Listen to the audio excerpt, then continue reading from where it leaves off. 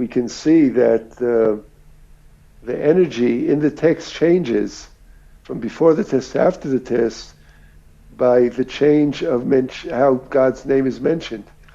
God is contracted. God is in the midah of din, so before and throughout the test.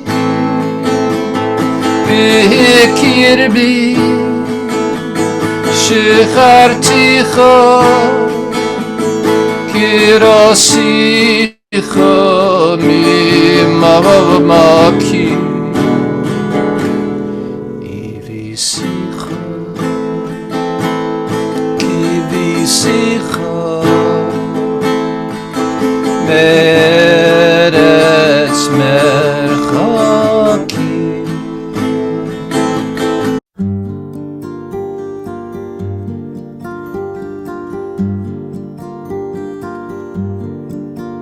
Elohim, neshama shenatata bi,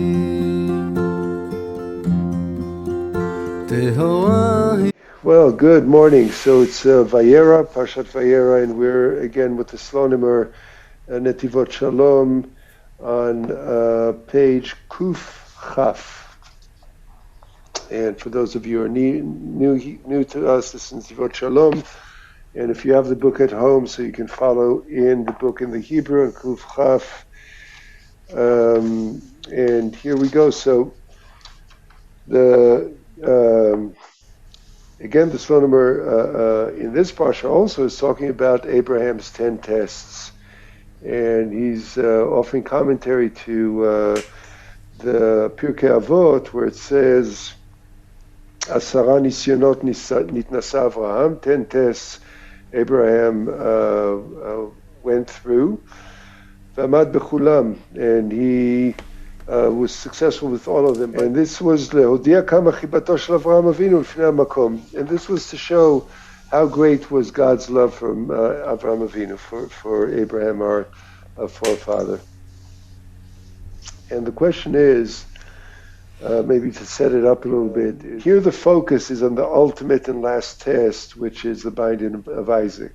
And obviously that's a harrowing story that, the greatest philosophers in the world, even Kant, wrote a whole treatise just on trying to understand what's going on here with Avraham Avinu. With God telling Avraham Avinu that go slaughter your son, and Avraham does it. And the last minute, the angel stops Avraham's hand, who has the knife, he's about to slaughter his son, and says, "No, do not do that." And then he sees an isle that's caught in a thicket, and he will slaughter the isle and sacrifice that instead. And that is the 10th and ultimate test. So the commentary here is a pasuk where it says that right after Avraham ends up not slaughtering his son Isaac, so Hashem says to Avraham, "Ki yadati ki yareh Elokim ata." Now I know that you are a God-fearing man, and typically this is translated or is understood to be God has passed the test of faith. God tells Abraham, "Kill your own son," and Abraham is willing to do that. And God says, "Well, you passed. I didn't really want you to do that, but you have proven your faith." And the Slonimer here is going to explain that in a little bit of a different way. What does it mean that God says you're now a God-fearing man? And what's important to this particular interpretation is the word Elokim or Elohim. Right, so God has many names, and the Slonimer is going to focus on what does it mean to fear Elohim, not fear Shadai, not fear Yud Kei Vav Kei, but what does it mean to particularly be fearing Elohim? And there's a deeper meaning. So let's jump into the text. And we're in section Gimel on the right hand again on page Kuf Chaf. ובתורת אבות איתה ממרן הסבא הקדוש מלכוביץ' יאיר עלינו על הפסוק והאלוקים נישא את אברהם. And one of the astronomers, teachers, the holy grandfather of Lechovich, is offering this interpretation on the verse of Elohim nisah et Avraham, and God tested Avraham. Elohim umidat adin. Now he says, what does Elohim mean? What does the name Elohim mean? It is the attribute of din, of severity. And this is in the 10 Sefirot, this is the fifth attribute, or the second in the lower 7. And this is midat adin. So each one of the Sefirot has another name of God related to it. And what is the attribute of severity? Apropos, just put this in context. So the lower 7 Sefirot are chesed, which is loving kindness. Opposite of that is, and loving kindness, I believe, is Yud Kei Vav Kei. Opposite of it is severity, or also limitation or constriction. It's translated in different ways. But you can see that it's opposite to loving kindness. Right, so loving kindness is wide open, flowing love, that just envelops everything. So din is the opposite of that. It's constriction, it's boundaries, it's limits, it's tests. A test in of itself is in the attribute of din. So he'll explain, umoreh al tzimtzum v'chashchut v'katnut hamochin. So he says this is pointing to contraction, to darkness, and to contracted consciousness. There's a small mind and the big mind. So this is the small mind. Because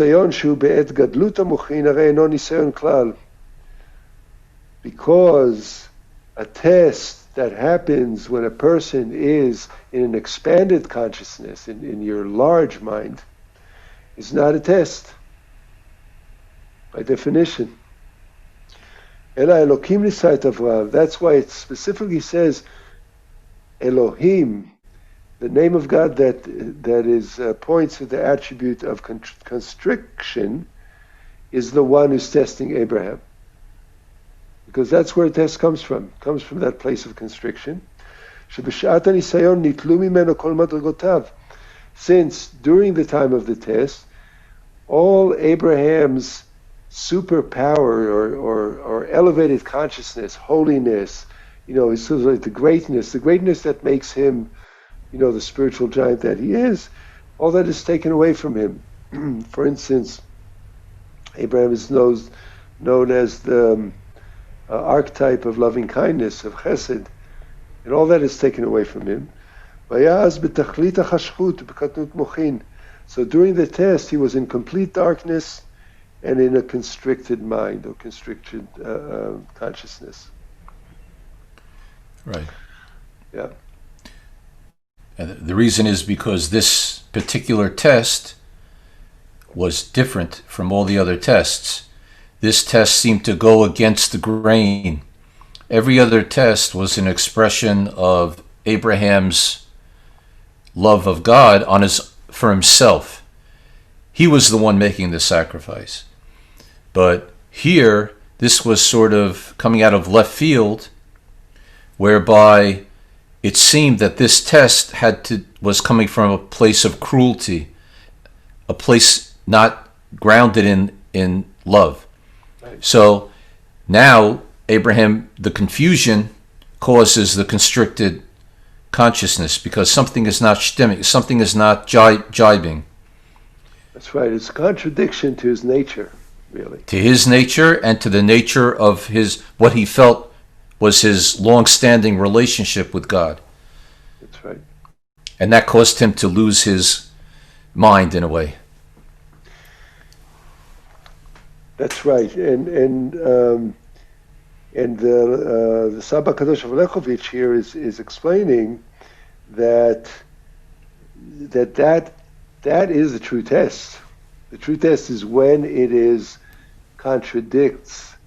So let me actually continue with the text because he's going to explain here. So he says, so what happens when Abraham is confronted with this, when Hashem is telling Abraham to go and slaughter his son? Abraham says, Hineni, here I am. So what does that word Hineni means?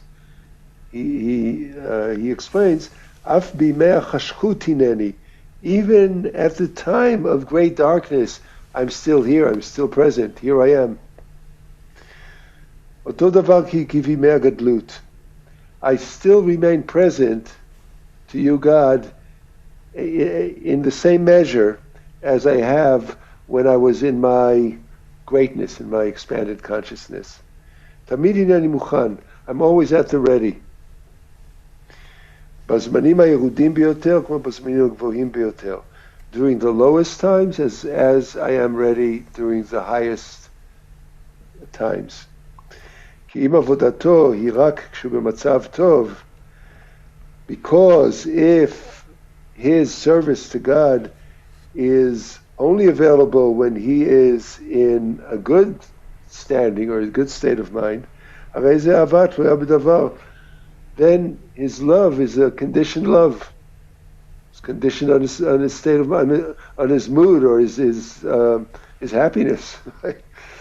or the expansiveness of his consciousness. But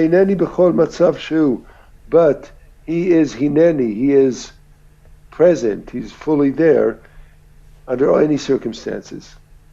Whether in expanded consciousness or in contracted consciousness. This comes to show that the great favor or love of Avraham Avinu also in the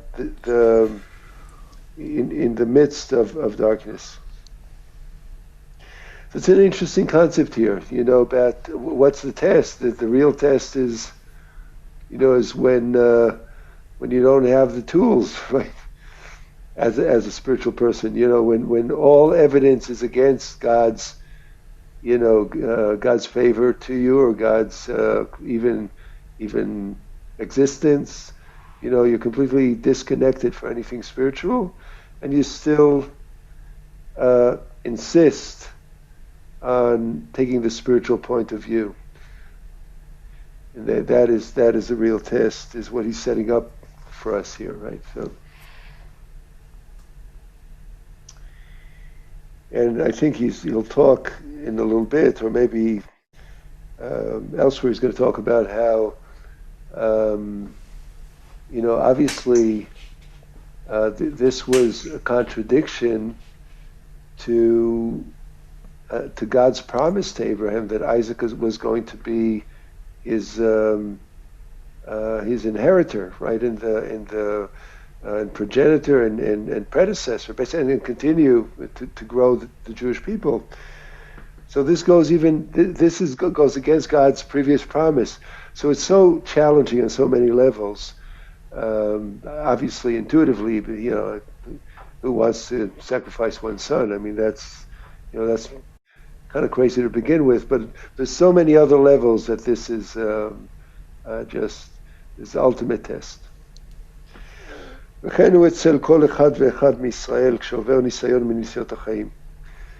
so the Psalm says, and this is so for each person who goes through the tests of life. Each one of us goes through all kinds of tests through our lifetime, and the same principle applies. If I am at a place of expansiveness, the test is not even considered a test.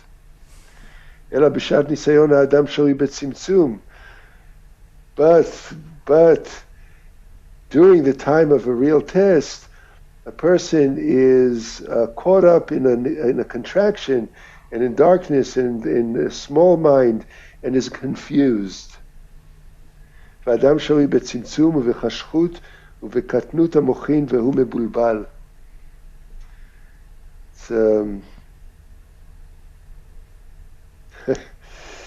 וכל ניסיון נדמה לו כהר גדול שאינו יכול לעבור אותו.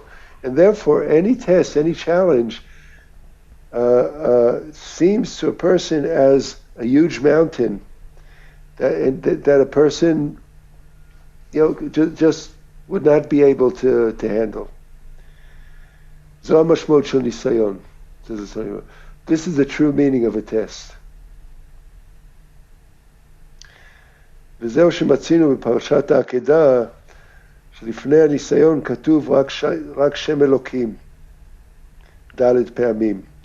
And this is why, when we look at the Parsha, at the story of the binding of Isaac, we find that before the test, and throughout the test, really, the name of the fourth time God's name is mentioned as Elohim, right? Elokim. ואילו אחר הניסיון, כבר כתוב שם הוויה, ה' פעמים.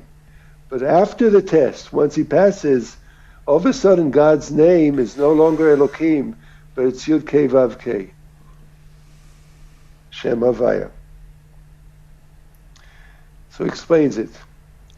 כי מאחר שמתגבר ועומד בניסיון, because once a person overcomes and withstands the test, נהיה לו אור מכל הצדדים. He becomes enlightened from all different directions. Or he connects to the divine light, or he's surrounded by the divine light all around. I just want to pause here for a second because this is a powerful insight that he's offering us, that we can see that the energy in the text changes from before the test to after the test by the change of how God's name is mentioned. God is contracted, God is in the Midah of Din, so before and throughout the test, until the last mention of when God says, "Ki ata yadati ki yarei Elokim ata." So he'll go into that in a moment, but you'll see how now we understand that Elokim really means a contracted place, and that gives a very specific meaning to this acknowledgement. But once this is over, now he's connected with Yud Hey Vav Hey, which is God's abundance, and that is the Gadlut Mochin. That's a place of expanded consciousness, and he is. He's back there, and back there and stronger. He would, if anybody is a symbol of Gadlut Mochin, of connection to Yud Kei Vav Kei, so Avram is it. Right. And of course, Ani Hashem Lo Shanisi, that it's really a matter of, it's all happening within Avraham. In other words, God doesn't change. God as Elohim is the same Shem HaVaYa, Kel, Shadai. It's all the same God. It's all how we're perceiving what's happening to us and within us. And the revelation of that occurred with Avraham Avinu after he passed this ultimate test was the realization of Shem HaVaYa for Avraham Avinu. מה שנאמר לאחר הניסיון, כי אתה ידעתי, כי הרי אלוקים אתה. And thus, now we understand that what was said when the test was over, and God says, כי אתה ידעתי, now I know that you are Elohim fearing man, you're a God fearing man in the aspect of Elohim. הפירוש בזה, the meaning of this is, כי אתה ידעתי שאפילו בעת בחינת אלוקים, הנך גם כן מוכר למסור ולהקריב, להשם יתברך. now I know that even at the time that the energy of Elohim, the constricted dark place, is even when you're in that place, you are willing to give and to sacrifice to God. This shows that the love that in the love connection that Avraham has with God is independent of circumstances. Right? It's unconditional love. So Abraham has an unconditional connection. And the interesting thing over here, the Sfas Emes points out that everything that Abraham Avinu did in his whole life was to get closer to God out of love, getting closer. When he was given this particular test, he felt the confusion was based on the fact that he didn't feel that this test was a mechanism to bring closer. Mm-hmm. Of course, he didn't get that the reason he didn't feel that was because this really was not the Ratzain, the will of God. Yeah. God really didn't want it. That's right. But that's what Avraham Avinu did not know. Right. So that was causing the confusion. So this test had to be accomplished from the point of view of Yira, because there was no enhancement of love that Avraham felt through carrying out this request. The true test, I think, what the Solomon is saying here is the true test is not when you understand it, or not when it feels good, but actually when it, goes against logic, you could say. Right. In all the tests that a person goes through in life, this is now the words of the Slonomer, through all difficult times that a person goes through, when a person is thrown into that place of contraction, that place of the attribute of Elohim, which is a place of contracted consciousness.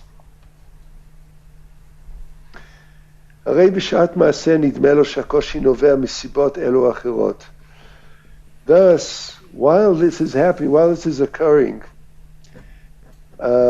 it seems to a person that the difficulty extends from, one reason or another. And that's true for us. It's true for me. It's like I want to analyze what's happening to me. Who's at fault? Usually everybody else is at fault. That's most. I'll take the risk of saying that most people, speak for myself. Maybe not you, but I believe that most people, if I'm having a hard time, it's because of, my mother, my father, this bureaucracy, that person, the weather, somebody else, it's always something, right? So we try to analyze, we try to understand where is this difficulty happening, why is it happening, where is it coming from? אבל אם נשים אל ליבו שכל זה קשור לשליחות העליונה שירד למלא בעולם, if a person brings his attention to the fact that everything that's happening is directly connected to the supreme or the divine purpose or task that a person has come to the world for, אז כבר יותר קל לו. Then it's easier to put it in perspective. להתגבר ולעמוד בניסיון. And then a person can easily overcome the test. From a spiritual perspective, if I can hold on to the spiritual perspective, even in the midst of really unreasonable and difficult and oppressive, like mentally and emotionally oppressive circumstances, Right, Gamzu Tova. I think in the Gemara we read about the person that used to say about everything Gamzu Tova, everything. This too is for the good, right?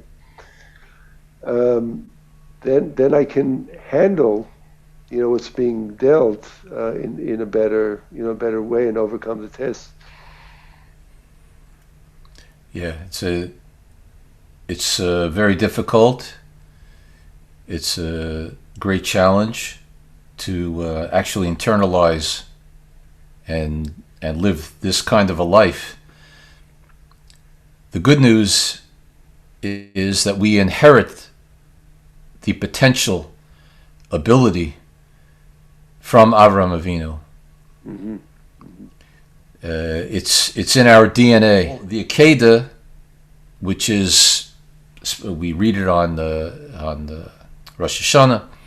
It's like the ultimate. This is why the binding of Isaac is one of the most important events in Jewish history. As we said last week, we were also talking about the Nisyanot of Avraham Avinu, and we said that it's to be considered among the Talmidim, the followers of Avraham Avinu. Right. That's what it takes, right? So if you can, there's a little more, without getting into everything we talked about last week, but one of the things is to be able to find within yourself the source of the power to withstand tests in that kind of way, and yep, of that perspective. So, be blessed to be from among the Talmidim of Avraham Avinu. We're gonna wrap it up here. I just want to say, as a bit of a summary, that I feel like, there's a kind of a Avraham Avinu level test in the whole country right now with with the elections, and there's so much. I think without taking sides politically right now. It's not that I don't have a side, but it's like I don't. This is besides the point. But what I can say with confidence, there's just a lot of stress. A lot of people, there's a lot of stress, whether you're on the right, whether you're on the left. This doesn't seem to be a harmonious, peaceful, kind of democratic process where, where we're going to just follow the rules and trust the rules and have the simple process of just, counting the votes. But this is very emotional, very stressful, and there's a lot of, negativity, especially animosity between the two sides, contesting sides. That brings for contracted consciousness. That's exactly the place where I can't see a perspective anymore because I can easily get very narrowly locked into hatred and criticism and victimhood and whatnot, all those kind of negative feelings that draw us into that hashchut, right, into the darkness. And so this seems very apropos to being in a society that's in that kind of test, that kind of nisayon. And what's the Abrahamite perspective? It's like, how's Hashem testing us here? How can we take the higher moral ground in the in the godly grounds and bring kind of walk us out as a collective, as a people, out from the midah of din into the midah of chesed and a better functioning society. And I want to say to people at home, these days, that if you're feeling depressed or you're feeling anxious, if it's dragging you down into the gutter, and I know that I have my many moments during the day where it drags me down into the gutter, watching the news and everything. What's the Abraham? What would Abraham say? How would Abraham say this is a way to connect to Hashem too? And he would say, turn off the news and put on an old movie. Maybe the Ten Commandments with Charlton Heston. That's right. Like a 4,000-year-old movie, right? You're right. Ivi sicha, kivi sicha,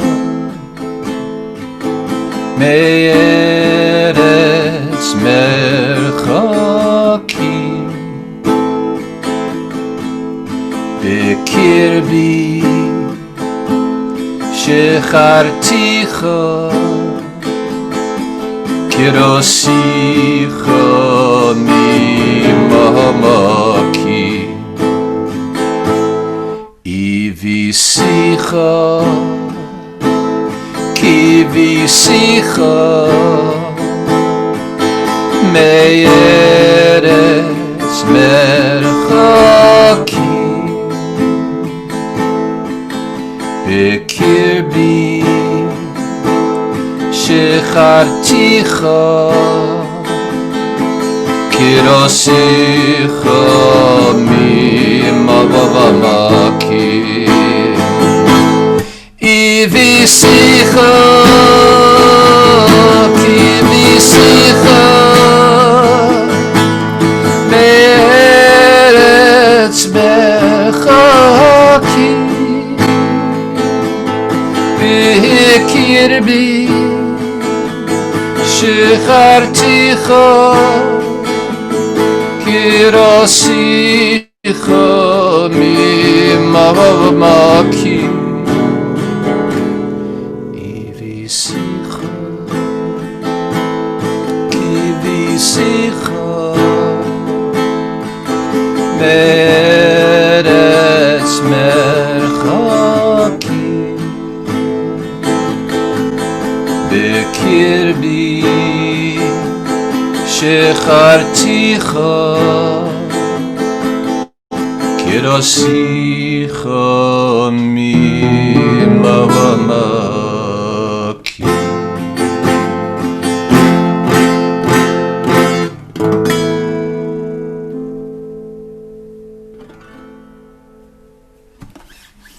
Please like, comment, and subscribe, and we'll see you next Wednesday, God willing, at around 9 o'clock in the morning for some more Torah.